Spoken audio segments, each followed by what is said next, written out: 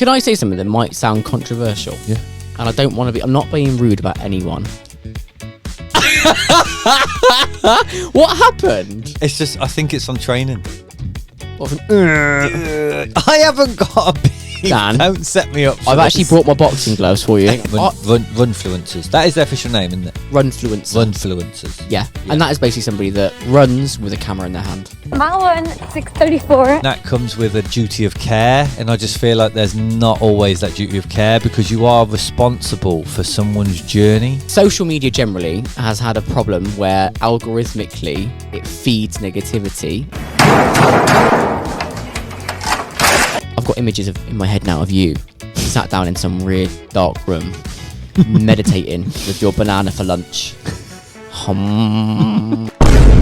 Fasted long run. Oh, call the police. Dan?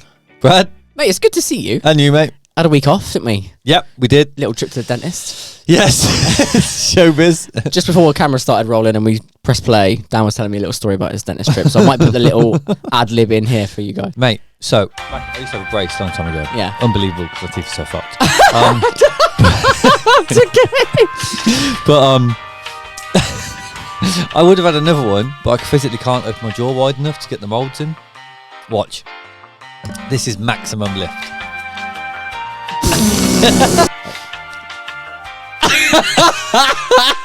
What happened? It's just, I think it's on training. Yeah, I've got like On the turbo. everything. Just like, it's like locked. There you go. But today I want to explore your beef with Runfluencers. I haven't got a beef. Dan, Don't set me up for I've this. actually brought my boxing gloves for you. I'm You joking. just want to get me cancelled. Not at all, but like I am curious about, and obviously I'm provocative with the way I ask these questions You intentionally. do provoke me. Yeah, it's easy now. I find it really hard not to become provoked by you in these. Wow. It's yeah, honestly. Tell me more. What do you mean? So like I come now, I'm like, look at my posture. you look ready for battle. Yeah. Literally, I'm like calm.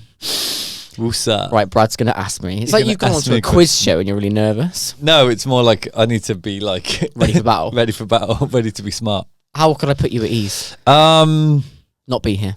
Yeah, probably. I'll just talk on my own. Yeah, fair enough. Next episode of Ask the Coach is It's just the coach. It's not called Ask the Coach, it's called The Coach.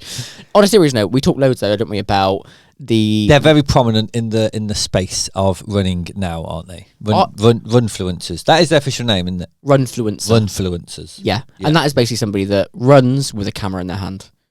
Yeah, and Basically. they are around a lot. There's loads in there. So many. Do you know what I've noticed more and more? The more I run, and I would always run at 6 a.m. and I pretty much used to be on my own. There's loads of people out now. Yeah, it's good, isn't it? I think It is good. Yeah, it is good. Yeah, I like it. Even crossing the road to come into the studio today, I was almost attacked by two runners trying to run past me. So, two lads enjoyed it. I will say, at the moment, it's very prominent because of marathons as well. That's like, Yeah. we're in that season. Yes, Newport, Manchester, London, all the It's big this weekend. Yeah, big very weekend. exciting. When will this This will be out when we're running. okay? We're going to be mid-race at this point. Yes, is that right? I will be, you won't be. No, because isn't this the episode after London episode? It is, so this is wrong. This will be out a week after we've had... This will be during London Marathon. Correct. There you go. Everyone now... Look at this time warp everyone gets to see. We're too smart. We're step ahead. Too smart would have been a stretch. I think we're adequately capable of Intelligent. running. Yeah. Yeah. Perfect. So you have a particular gripe, I think, with volume, basically, and the sustainability of that volume and the way that it's promoted to people online. That's exactly that. Yeah, that last bit there. That's the bit, isn't it? Yeah, that bit. Not volume. I coach people and they do a lot of volume. Well, but okay, so it's the sustainability of that volume for the average person or the starting person. Yeah, I feel like, unfortunately, this is one of my and I was actually talking about this morning. Runfluencers, some of them are coaches, Okay. aren't they? They set up a business because it's an easy way to, you've got 100,000 followers, maybe less, maybe whatever followers. You can make money. Yes. Quite easily, maybe, because you're trusted by people. You're in a position of a lot of responsibility, I think. You can be. You've got a platform, haven't you? So Yeah, and sometimes I think they forget that. Who are you talking about? Well, it's just running. Who's pissed you off the most? No one has pissed me off. I'm just talking about runfluencers in general. You know, they will advertise their weeks. The only problem is, you know, they can't continually put out a discretionary disclaimer underneath it and say, if this is your first marathon, please do not follow this plan. Do you get what I mean? Yeah. Like, you can't do that. It's silly. It's. I wouldn't expect that, but they are in a position of so much power that people are quite easily led. What would you... That disclaimer at the start. Well, that's what you do differently. No, I mean, I guess so, because really, you know, they almost make it look like they picked themselves up off the sofa last week and they're now running 165k, which is it's not what happened, is it? No. You know, like even a Hugo Fryers ran for like 5 years, 6 years, maybe more. Probably more. Probably more. I can't remember. We did talk about it, didn't we? And we Yeah. actually genuinely talked about it, and we had this journey, and it's a lot longer than you realise. But he's only really been in the space for 18 months, 12 months specifically. The last 6 months, he's blown up, hasn't he? Yes. So people think, oh, this guy's only really been running for 6 months. But obviously not. Yeah, there's more to it than A lot that, of isn't background there? work. And actually, he's had loads of stress fractures. He's had like 2 stress fractures, hasn't he? So Yeah. that alone, he isn't going to get followers if he continually says, make sure you're doing your S&C, make sure you're sleeping 8 hours a day, make sure you're having enough calories. You know, he only gets followers because of the crazy stuff he does, the big sessions, the big volume, the exciting sessions, Yeah. you know, and it's not just him, there are other people as well, and that comes with a duty of care, and I just feel like there's not always that duty of care, because you are responsible for someone's journey into running. It might be running, it might Do be you think cycling. they see it that way? No, I don't think they do. I think they Do you enjoy... want to be the one to tell them? No, because they won't listen to me. They won't care what I think. I think you're just in a position of power, and with Yeah. great power comes great responsibility. Famous quote. You've heard that somewhere before, haven't Yeah, you? Spider-Man. We're getting a clip into the sort of Awesome. formation of your brain Thanks, in mate. early life now, aren't we? Thank you. It's true though, isn't it? It's a great quote. With great power comes great It's responsibility. true. And it's because they're in power. You know, they're followed by lots of people, and I do feel like there is that neglect sometimes. I don't think they mean to do it. I think they're not chasing the follows, but they're seeking followers, aren't they? So they can't just keep saying, disclaimer, don't run 165k a week because it's not great for you if you've not done it many times.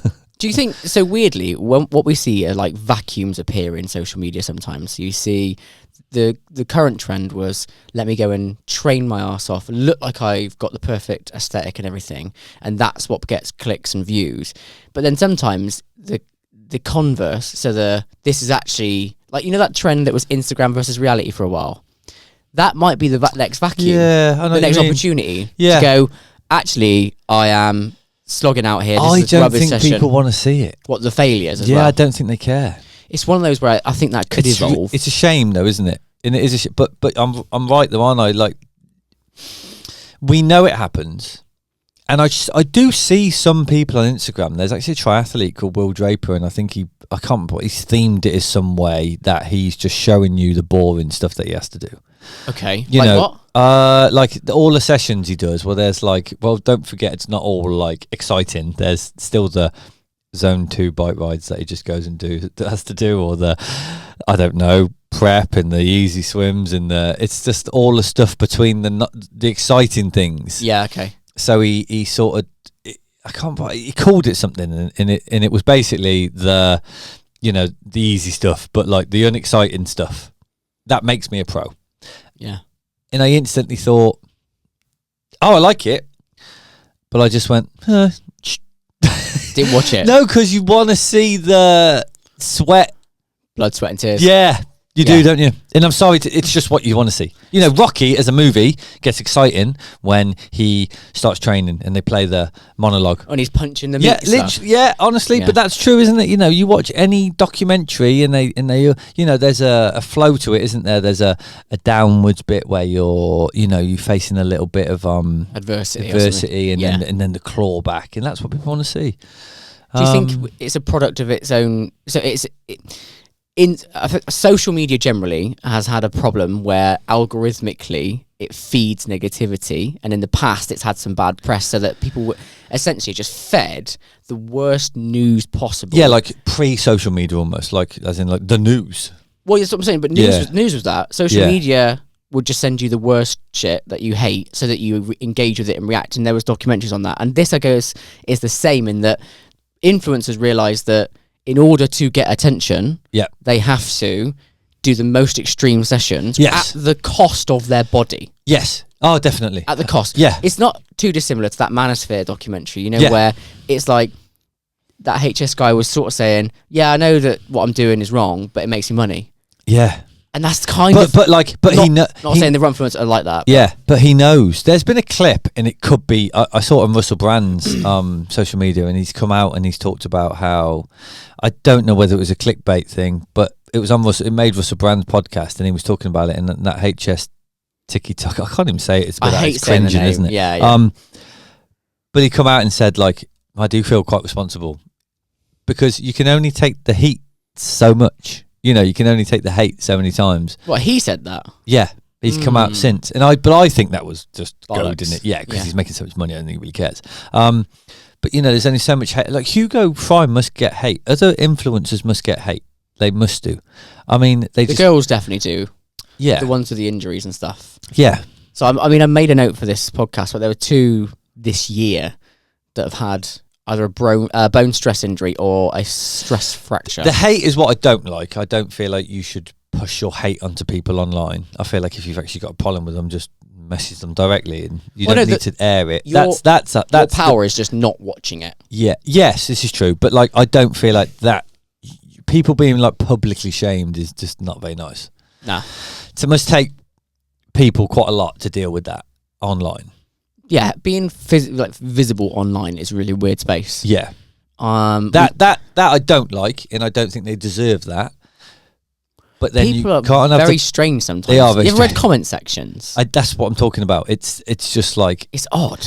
They are very weird, and the influencers don't deserve that. But unfortunately, with every bit of positive feedback, there's always more negative. It's kind of just life, isn't it? Yeah. For every success we have, there's 2 people who didn't enjoy it. It can be in any stretch of life, can't it? You find a girl that you like, 2 of your mates don't like her, so they don't talk about it. They don't talk to you or something. It's like it's kind of the way it is, isn't it? It's very hard to please everybody. We did get a dislike on one of our videos, Dan. Do you want to have a guess which one it was? Oh, okay. Recent.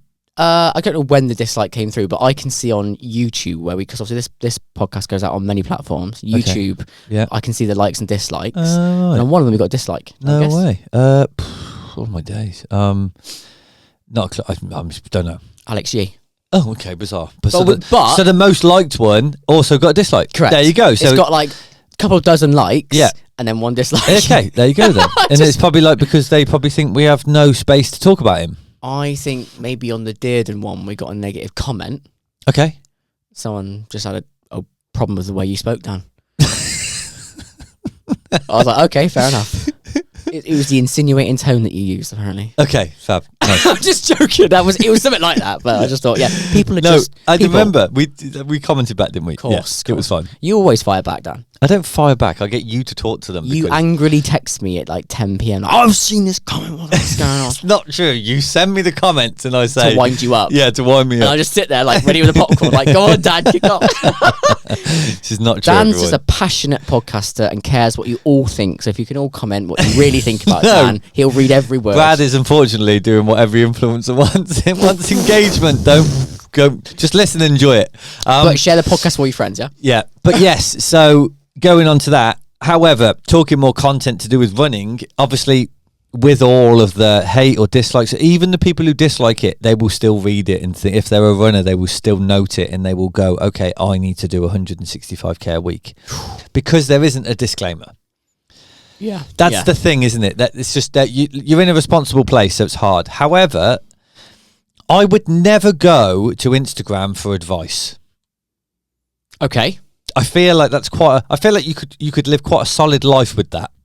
So don't use Instagram in any way for advice.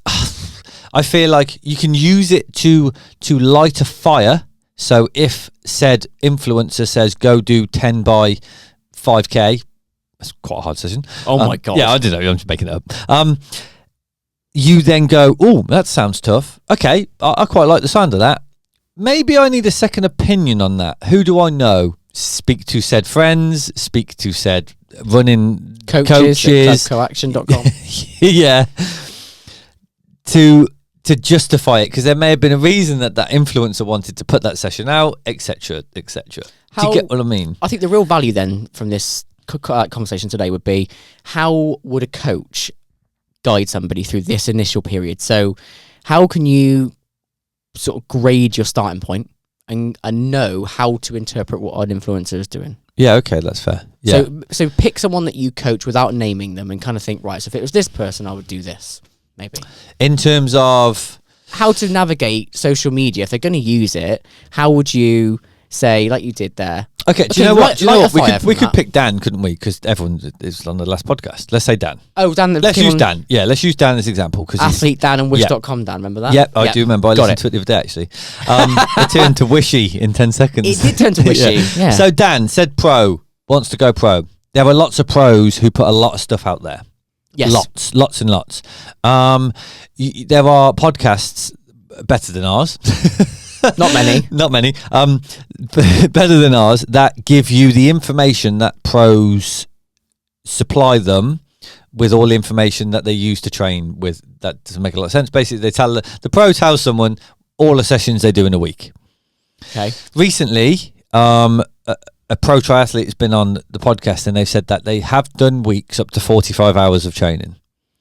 It's crazy, right? It's a lot of training, but as they dived into the conversation, as they talked about it deeper, there were more chats about how it's every now and again. I think he said like 1 or 2 in the last year. Could we just do some mathematics a second? Yeah, it's a lot of training, isn't 6 hours a day. Yeah. That's 6 times 7, 42. This is more. What? You can't do that a day. Well, he did for like a week or, yeah, I think he said like he does it every now and again. That's like a job. Well, it's more than a job. It's what, 6 hours a day? It's a job, isn't it? Like, yeah, but then it is his job. He's paid well. He's a pro. Yeah, pro athlete. Yeah, I just had a full circle movement then, didn't I? yeah. But that's just Anyway. that feels like a lot, mate. Anyway, yeah, it is a lot. It's a lot of toll on the body. However, Dan then speaks to me and says, "Well, he's a pro. Yeah. I want to go pro. I need to do this." Right. There you go. There's the seamless link. So Dan does around 20 hours a week at the moment. Can he double that next week? No. Very unlikely. But he has seen something that sparked the fire. He wants to increase his training to make sure he sort of like moves into the pro ranks in the right way. And he's heard some pros train for 45 hours. I then provide him with said evidence of how in the next year we'll move up to around 30 hours. Right. Okay, that sort of thing. You know, those kind of conversations, because use it to spark a fire. That's great. You want to train more. You feel like you can. You feel like you can give me some evidence that allows you to say, well, I'm only going to do this. He's losing a day at work next year, so surely that means he can train a couple more hours because he can recover more. Yeah. That kind of that is a scenario, isn't it? You're using Instagram to spark a fire. You're not just going, so next week I've doubled my training. Well, what's the biggest risk of doing that from your perspective? What, injury? What injuries do you get when you do that? Pulls, strains, tears. You know, Ruptured tendons. Yeah, you know, your ligaments and tendons are not going to be able to deal with it. I mean, if you're halfway through your week and you've already done a normal week's volume, normally, this sounds crazy, but you'll get away with it for that week. Yes. You can do it that week, and the week after, is when it all pops. it all starts to like almost come to the surface, and everything's tired, and you've not been able to recover. You know, you're not going to get like a stress fracture after doing 1 week of heavy load. But if he then went, oh, that felt good, I'm going to do another. Yeah. He's then done 90 hours, so he's done his month's worth of training over that in 2 weeks. Yeah. Okay. That is when things, you know, you're moving into chronic fatigues. You know, yeah. So one of the things that I think I've observed through this influencer community is the sort of desire to have it all, have the cake and eat it, which is high performance output. Yeah. 6-pack abs. Yeah. So it's like maintain the aesthetic and the dream body Yeah. for the audience, Yeah. and the high performance output. And the speed, like a Nick Bear. A good example. There might be some additions in that one. I'm not sure. We won't comment on Yeah, that. there might be some supplementation. Yeah, He did a 2:39 marathon, yeah. and he must have weighed 95 kilos, something like that. Wow. He was big, wasn't he? Yeah. He was smaller than he used to be, but he lost a lot of weight. And he also looks like a god. And he also runs a very successful protein supplement business. Well, I was thinking more about, there's some women, I think I mentioned earlier, the ones that have had these specific injuries. Yep. Okay. So Mary McCarthy and Yep. Archer both have had those bone stress fracture. Give me some stat. How good are these two runners? Mary does sub 3 for a marathon. Okay. So they are just runfluencers. Yes. Yeah, not like an elite athlete. No, okay. But I mean, I put sub 3 in a fairly high stead. It's not elite, but it's pretty decent. Yeah, but I coach a girl who's probably going to do that this weekend. Sub 3? Yeah. Yeah. And I wouldn't call her an elite athlete. She's got a job. She's just unsubscribed from this podcast. Oh, God. But probably doesn't even listen. But she's got a full-time job. Yeah, that's amazing. That probably gets paid very well. That's amazing, isn't Yeah. it? To do a sub 3 and a full-time gig, that's unreal. Yeah. But that's, to me, it's a great time for what we'd call a club runner. Is kind of what you called a club runner. Okay. Like, what time do you need to get in the marathon to be considered a club runner, Dan, for men and women? a club runner. Oh, like any time. Oh. Yeah, like that's a club runner. It's like any What's time. the exit point of club runner? When do you step out of it? It depends on age and gender. Okay, and 35. 35, male or female? Both. Exit of a club runner. Yeah, because into that's the next someone tier. who would entertain coaching and entertain running with a club. Yeah. I don't know. Maybe like 30 is probably the end point as a male, and like 4 hours as a female. That's the end point, or no? I remember about the exit point to go up to the next tier higher. Oh, the next tier. Sorry, I thought you meant like you're out. Get out the door. Get out. Get out. For a female, 2:30, sub 2:30 for a female, and sub 2:15 for a male. That's insane. Yeah, but that's like you're an elite athlete then. Wow, sub 2:15. Yeah, but consistently, not just a one-off where you've smashed yourself. Okay, You know, you've got to perform consistently. consistently. What's the point of doing one? I mean, it's great, obviously, but like, Well, just before we tangent off that a little bit, my point I was making was that desire to have cake and eat it because of the influence you have online. What do you think is contributing the most to injury? Is it the volume?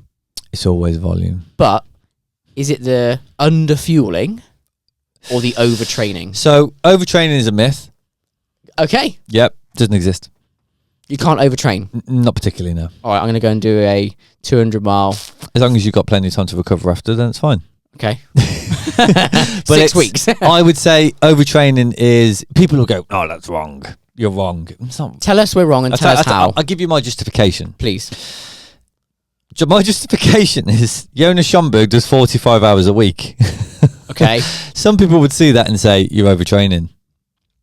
He wins races. It's what he does, what he feels like he needs to do. He clearly has the capacity to do that and recover. Okay. If he was breaking down because his recovery wasn't good enough, so his sleep was poor, his calories were poor, then he's doing too much. He's not recovering enough So overtraining is really based on your actual capacity. to recover. You have a very personal Yeah. capacity. Yeah. And your overtraining might be 20 hours. Yeah. Someone else's might be 45. I'd always claim that you are under recovering. Ah, okay. So we rephrase this. Yes. So you are not providing your body with the right recovery to adapt to your training stimulus. And do you think what wins the battle for most important for recovery? Sleep or food? That's good, that is. It's a good question. I mean, Hard. it's good. Yeah, it's a good one. That you need an adequate amount of both. Really, Yeah. you do. I'd probably say food probably wins because you can probably. Truthfully, back in the day when the cyclists, there's a few books out there. They used to literally train their butt off and just be absolutely exhausted, take some drugs, and then sleep.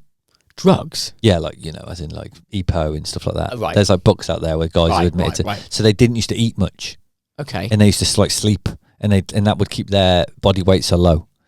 So you can kind of sleep and recover. So you can get rid of food, and sleep's more important. No, it's bad because they were taking they were doing like EPO and stuff. Okay. So really, like calories are kind of king. Like Got it. you got to have the calories on board. So you take a 5-hour sleep, but sufficient nutrition Yeah, I'd say you've probably got more chance of surviving rather than 8 hours sleep Yeah. and underfueled. Yeah, I'd say so. Because if you underfuel but sleep a lot, you kind of like you're never really giving your body enough nutrients to recover. Okay. Yeah. So food wins this war. I'd agree. Yeah, I'd say But food. it's like a 51-49. Yeah, literally. Yeah, literally. Yeah, because you won't find like a pro athlete who doesn't sort of nap in the day and things. They're just like. Have you ever tried to nap in the day? Yeah, I do it a lot if I can. How? Tell me about that. How? How do you? So I'll give you my personal example. I have a very high octane job. Yes. During the day, my brain power is 10 out of 10. My aura often says, "Oh, you had a stressful day." Can you set your own meetings at work? There's a degree of autonomy. Like if you go to the big companies, Google's, Apple's, they literally have like sleeping dens, don't they? How would you wind down for a sleep? I might have had my last coffee at about 9:30 a.m., for example. Of the day? Normally. Man, that's good. I have two. I normally have one at about 6 a.m. and one at about 9:30 a.m. That's the last one you have. I think you need to have 5 a.m. and 9:30. Yeah. I think you need to have more coffee. If I feel like I need it, I might have one at 1, but never after 2, basically. That's my cut-off. I've got a guy I'm going to bring onto the podcast soon, Joe, who talks about caffeine and how I've downloaded the app. It's really good. I haven't used it much. A little bit of a tease for listeners. We're going to have a lovely guest talking about caffeine and its influence on your mental, cognitive behaviour and sleep. Clarity, it's called, isn't it? Clarity. Yeah. So I would literally, if I was you, I would plan. Because you don't have to nap. That's make that clear. You don't have to nap. Okay. You have to like shut down. Okay. So let's just take 12 o'clock. Give yourself 90 minutes so you can have some lunch. Shut off. I promise you, if you shut down in like, I guess you can kind of call it meditate for 20 minutes, half an hour, where you just completely de-stress from the day and just relax and just sit, dark room, close your eyes, just literally let your body kind of go away. Listen to music if you need to, whale sounds, whatever you need to calm yourself down. Brilliant. If you do that for 30 minutes, you will be more productive in the afternoon. 100%. I will try and nap. It can even be for 10 minutes. Okay. And I will wake up and I am like coffee after my nap, and then I'm like I'm off. Yeah. It's that is it deregulating? You deregulate and then you come back up. Come down and come back up. This podcast is brought to you by A1 Physique. Now, all throughout these episodes, you'll hear Coach Dan and myself talk about the importance of recovery for your training. Nothing better than collagen for instant recovery from really intense workouts. Ligaments, tendons need repair. And by encompassing this in a morning daily coffee, it becomes the easiest supplement to add into your daily routine. Available from our website, free shipping, and each cup is giving you 21 grams of that nourishing collagen protein coffee, perfect for athlete recovery, and endorsed by Coach Dan himself. I've got images in my head now of you sat down in some weird dark room, meditating with your banana for lunch, something like that. And you come out. What you meant to say, I think, was that you come out of the meditation and have a protein coffee. Yeah, that's what I meant. Good. Yeah, from A1 Physique. Why is it so good for recovery, the protein coffee, Dan? It's collagen, mate. Right. Yeah. And you need it in and around training for ideal? Yeah, I'd say have it just before or just after would be great. Just before is probably my perfect time.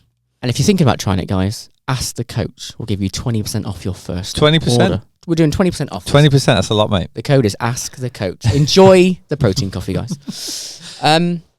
Okay. So, one of the things that we've talked a bit about in the past, and we had Em come on a few weeks ago, and she talked about REDS. Yeah. That's about being underfueled rather than overtrained. Is that right? Yeah. What does it stand for? Do you remember? It is energy deficit. Yes, that's it. Yeah. REDS is a funny one, really, because it's basically you just probably didn't eat enough. That's as basic as it is. I think so. But I think it's a real thing. Like, it's a genuine thing, and it's relevant to this conversation, isn't it? Because people feel, and I certainly felt like this, like pressure to not be a greedy pig and eat loads of food. Yeah. Look great and run amazing, which is not possible, really. You kind of need to balance them. You're going to be slim if you run. Yeah. But you ain't going to be perfect. If we're talking running, if you look at the aesthetics and triathlon and probably cycling as well, if you look at the greatest athletes in the world, they don't look like the person on Men's Health magazine. That's what I mean. It's for me, I don't think I would ever be comfortable dropping the shoulders and the biceps, the triceps, all that. I really like that aesthetic. Did you see Paddy McGuinness on Men's Health magazine? I did not. Mate, this worth a Google. Paddy McGuinness. Paddy McGuinness on Men's Health. Okay. Yeah, have a little look. Why? Because he's got himself in real good shape. Okay. Yeah. I mean, good shape. Really good shape. He's like 50 odd. No, good. Yeah, so surprisingly good 450. Surprisingly edited photo though as well. I mean, yeah, but this is Paddy McGuinness. I mean, he's hardly got the the reputation of being like Mr. Olympian, is he? No, and actually, I apologise, Paddy, if you're listening. That my reaction wasn't better than that, because I'm sure everyone at 50 wants to look like you, bro. So, well done, mate. Well done, mate. But yeah, how crazy is that? But yeah, anyway, sorry, that was a complete tangent. But just yeah, a little it's bit true. Of insight into your brain, Dan. He probably looks better than most runners. Yes, he looks healthy. He looks in good shape. Yes. I imagine there are a lot of 50-year-olds on the start line for. And I'm not judging anyone's physique at all, but I'm just saying that it's not a picture of what we call health. Like Men's Health is normally the, I imagine Chris Hemsworth, stacked, big abs, big pecs. That's kind of like, that's what, if someone says health, then my head goes there. Could I say something that might sound controversial? Yeah. And I don't want to I'm not being rude about anyone. Yeah. But I feel the same. So there's one particular runner that we've talked about before. Yeah. A woman. Yeah. So I hate comment on women's bodies, by the way. Yeah. But I'm sure there are many men we could comment on as well. It's just because Eilish McColgan, she's so slim. Fair. I think like her height doesn't help, does it? I agree. She looks so slim. Yeah. That on the first glance, I might think, I don't think you've got enough fuel. I think if you saw her out running, you would make a judgment straight away. You wouldn't think elite athlete. You would think possibly not eating enough. Yeah, potentially. Yeah. And that's, I'm trying my best not to be rude. But I think that's that I don't feel that's a judgment call. It's just it's a observation, isn't it? She's an incredible runner, an incredible athlete. Yeah. And actually one of the best we've got. Yes. That's an elite athlete right there. Exactly. Her times are, you can't touch them. They're that good. Did she break the 10K? She's trying to break the 10K. 1 second she got it, didn't she? Yeah. The 10K, which is insane. It's faster than I could ever run. 30 minutes. Yeah. Yeah. Like it's brilliant. But you're right. Like it's not what we class as healthy, which is obviously, so it's eyes of the beholder. It's completely You'd want more individual. body weight. Well, yeah, maybe. It depends on who it is, I guess, doesn't it? But she's not going to make Women's Health magazine, I imagine.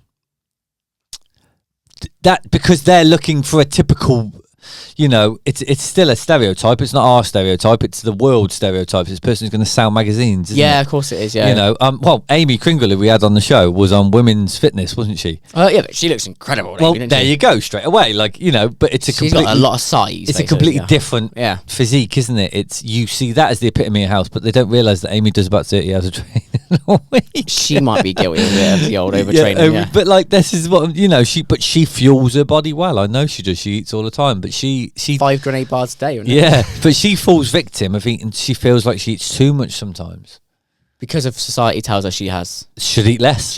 Yeah, because she's a woman. And absolutely. And it's hard. I guess we swoop round to like the influencers. So you said the 2 females have got stress fractures. Yeah, and I suppose we've talked a little bit then there about, so you can't overtrain, but you can underfuel. Yep. I mean, people will say, well, that's the same thing, but it's kind of not, because define overtraining like... Yeah, it's subjective matter for each person, isn't it? So I suppose what I'm trying to ratify today is what are the key influences of the influencers that cause their injuries. And so another point I was going to make was about that kind of rise of AI and people look into those platforms for their advice. So Yeah. if you've got Instagram and AI as your mechanism to learn, what is the danger from your perspective? So I guess the first thing is, are some of the influencers fall a victim of their own success almost? Okay. Because they have to almost increase. I mean, some are trying to genuinely get faster, but are they also falling victim of? Do some of them feel like they have to do bigger sessions to make them look better? I don't know. Potentially, they're falling victim of like, well, if I just post another 10 by 1K, I did that last week. I can't do that again. So it's got to build. Yeah. I mean, they do have coaches, a lot of them, so maybe they are just following their coach's advice. But some of the sessions they post are insane, and you're looking at them thinking, fair play. That's crazy. I meant like if you use AI to guide your training. So there's been chats online and forums. I tried to do a bit of research on this to sort of suggest that that uptick of AI is causing some of these injuries because the volume it's producing that it's suggesting that you do. Yeah, I'd agree. Like there is, unfortunately, runners are getting a bad press, aren't they? Well, can I say something, right? So human nature, Yep. we chat some shit. Right? Yeah, and we do on this. If you ask me okay, not me then, but any person, what their PB is, they're going to give you the best example minus all the second and no change. Yeah. If you ask somebody what money they earn, they're going to add 5-10 grand on top, right? People basically embellish their lives, and that's what Instagram is. Yep. When you tell runner what you can do, it goes, all right, great. And it gives you this session, and you go and do it, and then you get injured. Do you know what I mean? You haven't got a dad to say, do you know what, Brad? You ain't that fast, mate. Yeah, I can see your heart rate's 190 on an easy run. But runner will give you the feedback, but will you listen to it? Whereas if you're paying a human, will they hopefully listen to it? Again, I guess that's where it comes into like these influencers. Like, if they're coaches, are they accountable to stopping these people overtraining instead of encouraging them to do what they're doing? Exactly. You know what I mean? Like, you get what I mean? AI will always just encourage you to achieve your goal. Yeah. And it can be very positive. And it can be very good. I'm sure it's very successful. I imagine there are a lot of people out there who've got a PB with runner. Yeah. However, you're right.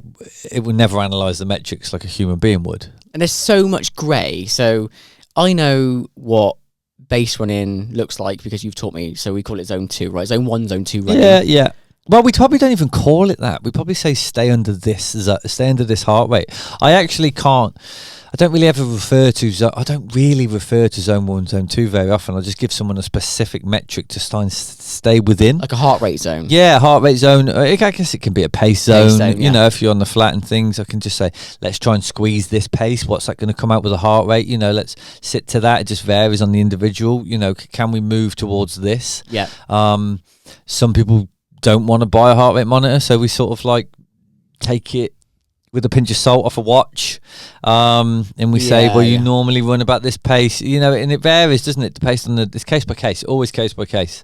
Yeah, it's just a variety of information. I mean, so I just because I've got so many people that I see on either Instagram or Strava running in what is perceived to be zone 2, and their heart rate's 157 average. I just think that's really poor advice, and the damage that you do at that speed is not going to help you. So one thing as well is like, okay, I don't know whether they don't explicitly say it, but let's say sometimes they will advertise their zone 2 running, and I tell you one person, I'm not having a dig at him, I'm just talking about him, is Spencer Matthews. Like he's trying hard at the moment, and we've talked about him a lot, haven't we, on the show? Actually, we had Johnny in, and he owes us some money actually for the promotion.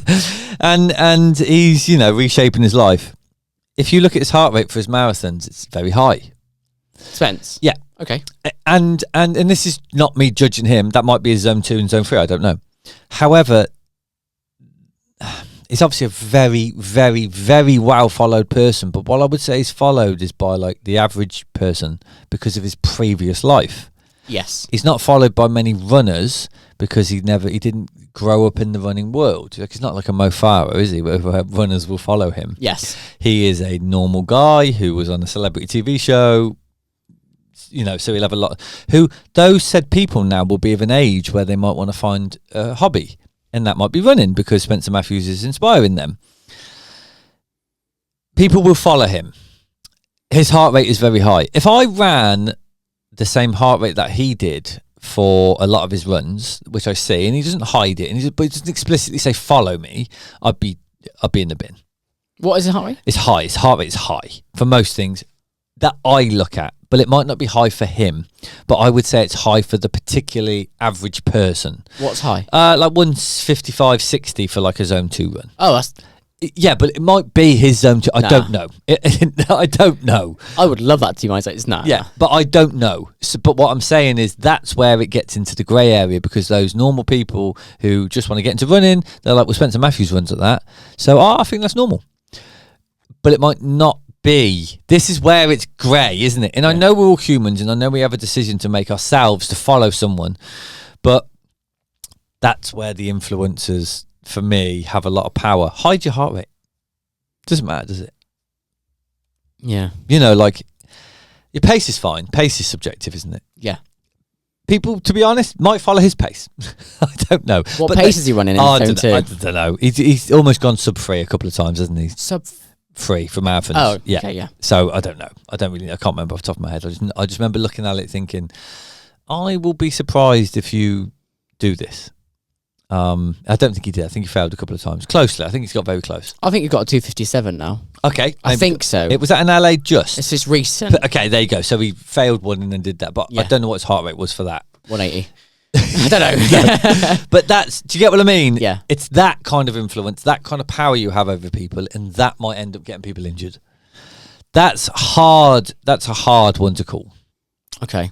Do you get what I mean? But the answer is always, if you've got a coach. Yeah, that's fair enough. Yeah. Yeah, I mean, not everyone can afford a coach, so I get it, right? Yeah, absolutely. But I know a good one.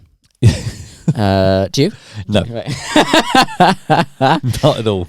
So one of the things I made a note about when I was looking at this online was I was trying to theorize where I see this going.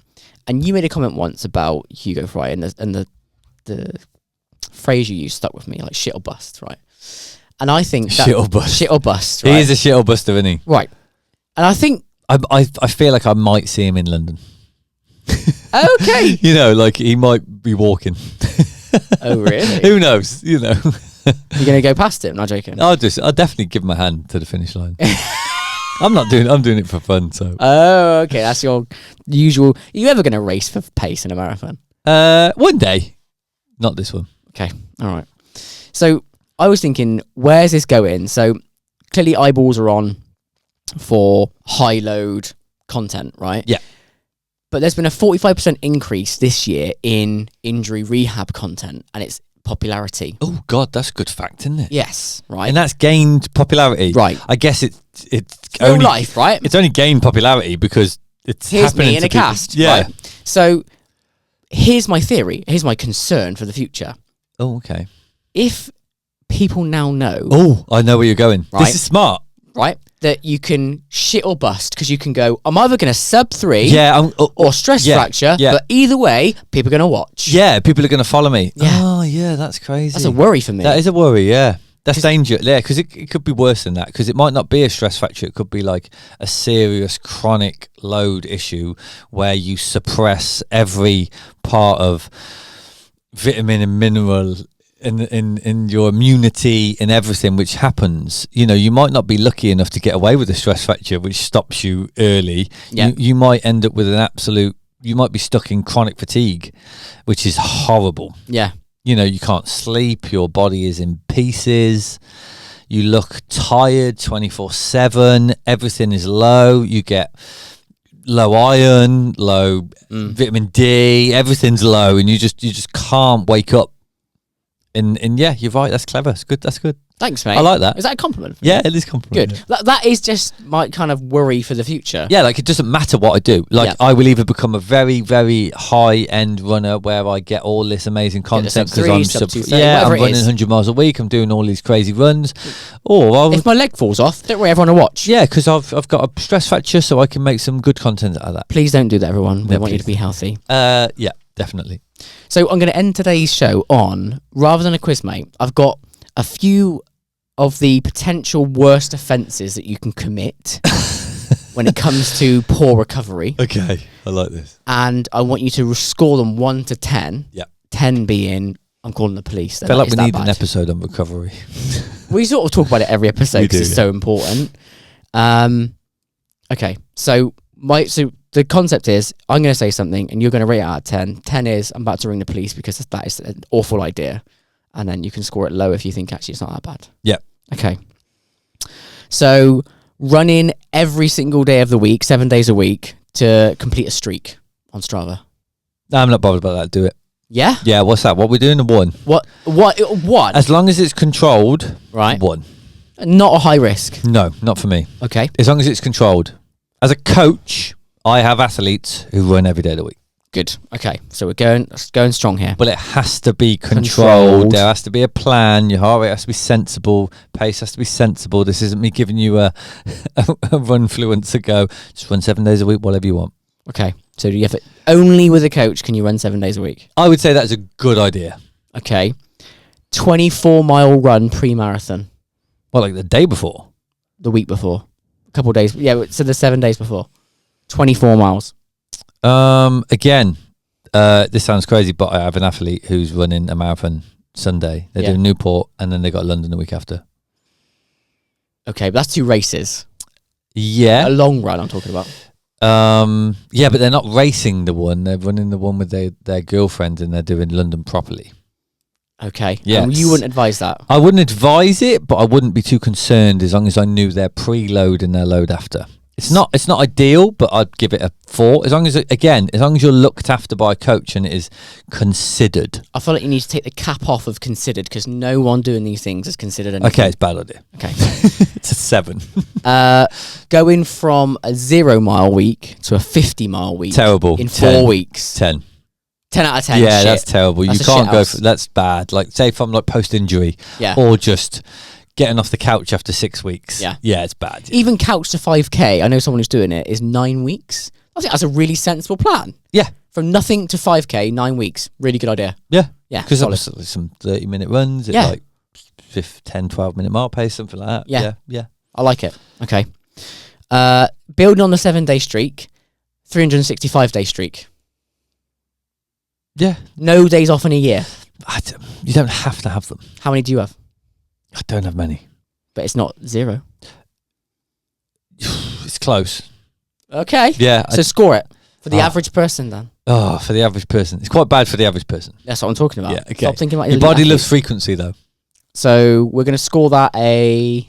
For the average person then, okay, 7. Okay. Yeah. So... Can't name. We should have a thing where you can't say 7. Right, you can't say 7, no. It'd be You're not 8 scoring. You're, then. Yeah, okay.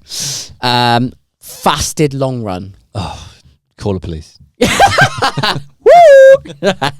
Super shoes on every single run. 5. Okay. Yeah. Yeah, I know you like a carbon. I'm My not- calves it doesn't- could never. I don't. There are many different super shoes, aren't there? As long as they're rotating their super shoes, then they're going to get different stresses. So that'd be better. Score it. 5. We'll give it a 5. Okay. A bike or a hike on the rest day. 0. Not stressed. You're not worried about that. Nah. Not even at the Malvern Hills. Nah, it's your choice. All right. And then the last one, running with a niggle. It always depends on the severity of the niggle, but like 3 or 4. It's risky, isn't it? Yeah, a little bit. It's not mega, but yeah. Put that in the box of unnecessary risk. Yeah, it's Let's have another day off. Yeah. There's one famous coach that I remember, and I took quite a bit of advice off. They basically just said, "What's one more day?"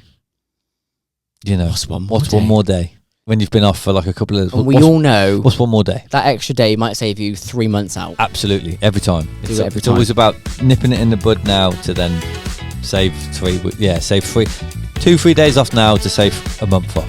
Brilliant. And what a beautiful way to end today's show. Dan, I think that has been a perfect episode. Yeah, it's good fun. Thanks very much for your time. We'll do it all again next week, mate. Cheers, mate. Cheers.